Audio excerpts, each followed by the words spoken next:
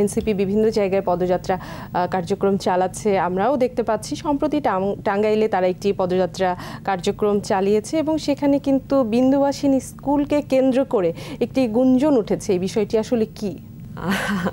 এটা খুবই আমাদের জন্য একটু দুঃখজনক বিষয় যে আমরা এরকম একটা ব্যাপারের মুখোমুখি হয়েছি যে স্কুল ছাত্ররা অনেকেই দাবি করেছেন যে তাদেরকে জোরপূর্বক রাজনৈতিক প্রোগ্রামে নিয়ে আসা হয়েছে।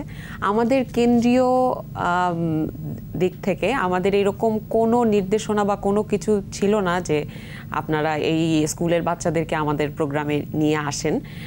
এবং এটা আসলে আমি বলবো যে এটা বিচ্ছিন্ন ঘটনা, হয়তো মানে কিভাবে তারা হয়তো কোনোভাবে ইনফ্লুয়েন্স করে কেউ হয়তো নিয়ে আসার চেষ্টা করেছে। তবে আমাদের কাছে যে তথ্যটা আছে, যেটা প্রধান শিক্ষকও উল্লেখ করেছেন, যে তাদের ফার্স্ট শিফটের স্কুল ছুটির পরে তাদের কিছু অংশ যারা হয়তো নাহিদকে ভালোবাসেন বা সার্জিস হাসনাতকে দেখেছেন ভালোবাসেন, যারা আপু তাদেরকে ভালোবাসেন, তাদেরকে দেখতে তাদের কাছে আসে, আমাদের পদযাত্রায় আসে। এই তথ্যটাই আমাদের কাছে আছে এবং প্রধান শিক্ষক এটা এনশিওর করেছেন।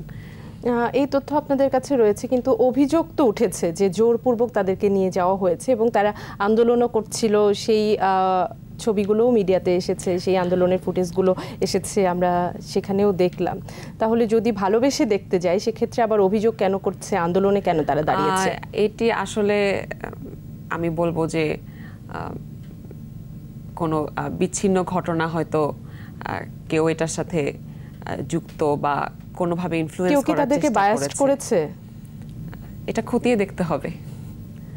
এটার জন্য আমাদের একটা টিম গঠন করা হয়েছে যারা এই বিষয়ে অনুসন্ধান করছে।